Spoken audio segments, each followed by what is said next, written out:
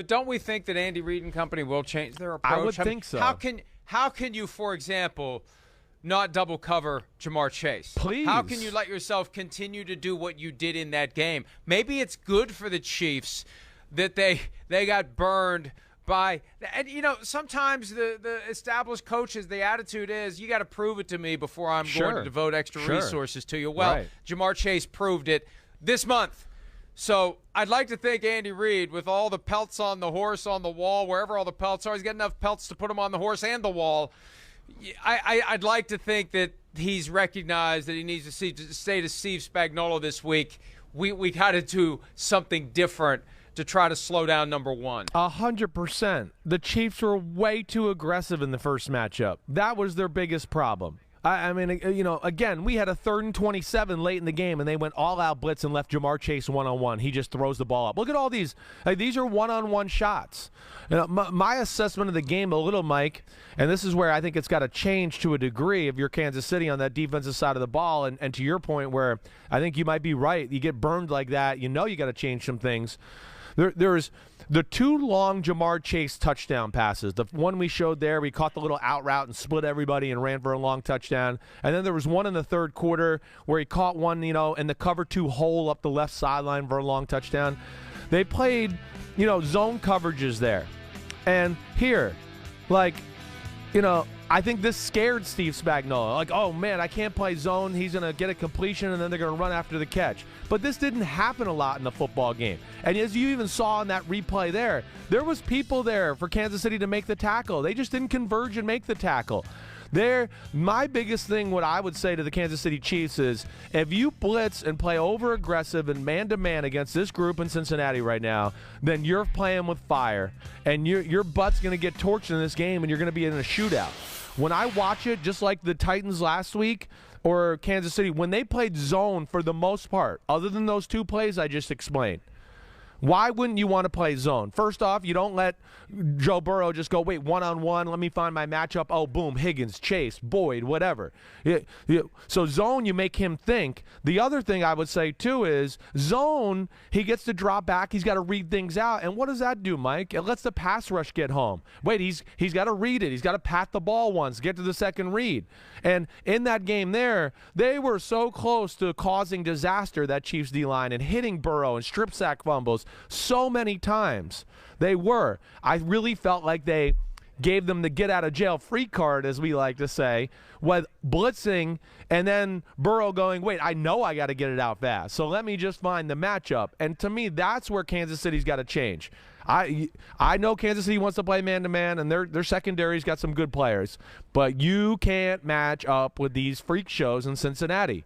And they better not do that again, or they'll be looking at Joe Burrow throwing for 400-plus yards in their stadium in an AFC Championship game. What we saw on Sunday night from the Chiefs' defense was the ability to take away Stephon Diggs, who had 3 catches for 7 yards, but they got torched by Gabriel Davis. And one of the things Joe Burrow realized after they went on the road and beat the Ravens, that was when he first noticed, he told me this later in the year, that defenses were taking away Jamar Chase. So I got T. Higgins, I got Tyler Boyd, we can run the ball, whatever. And it all comes down to, you got 11 guys on defense. You decide how you're going to deploy those assets, and there's going to be a hole somewhere. And my concern for the Chiefs would be if you overcorrect to take away Chase, like they apparently did, and I assume you've studied the film carefully to look at how they took away Stephon Diggs, it creates an opening for someone to be Gabriel Davis on Sunday night in Kansas City. Yeah, it's the Chiefs have that in their DNA. I've seen enough film of, they can double people in certain situations, and I think to your point, you do that at times. It's a calculated risk. You got to have a little bit of a feel for, the down and distance and the formation, and I got a pretty good feel with what they like to do in this situation, so now let's double Jamar Chase. Let's do it here, because I think this is a play in a formation. The ball's going to him, or he's at least the first read in the offense. But you're right. There's other problems down the line with matchups there. You do have to be careful. You can't continually do that, or you are going to get burned by Boyd or T. Higgins at some point. Last week, Mike, oddly enough, and I talked about this on my podcast yesterday, other than one or two plays, they didn't double Stephon Diggs. I was expecting to see that. There were some times where they played cover 2 to his side. Really, it was weird. It was one of those games where it kind of just fell into the lap of Gabriel Davis. And I'm not trying to take away anything from him or anything. I'm just saying where there was plays where, Diggs was the first read and, it just didn't work out. And the second read was Gabriel Davis, and he just ended up being wide open. But it wasn't like special attention, like, oh, we got to double this guy every third down and all that. I was surprised by that. And having said that, what I will say, as much as I respect Diggs, he ain't Jamar Chase. So you better have a plan. Jamar Chase is arguably the best receiver in football. He's in that conversation. He's in the room with all those guys. Him, Cooper Kupp, Deebo Samuel, Justin Jefferson, who else? Devontae Adams. Man, Jamar Chase, you tell me a guy who can do this in football right here. The only guy I can see this right here is Tyreek Hill. Are you kidding me? The Chiefs defense, L'Jarius Sneed, Thornhill, those guys are 4-3, 4-2 guys. They couldn't catch him. Nobody does that to the Chiefs. You don't see the Chiefs let up short completions and a guy run for a 70-yard run after the catch. This is a different animal in what they're dealing with. So they got to almost treat him like they may probably treat Tyreek Hill in practice at times and do give him some special attention in some big situations, or you're going to see a lot of this right here.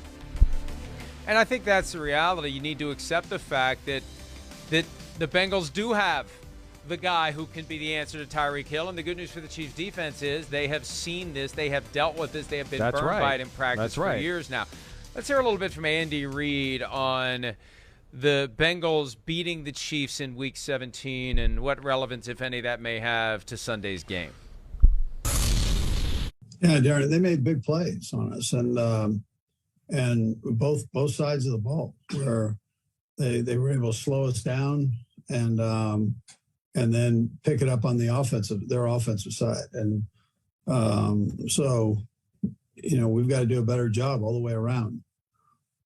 Special teams included. We every phase can be better. They beat us. I mean, it wasn't a fluke. I mean, they beat us. And so they're a good football team.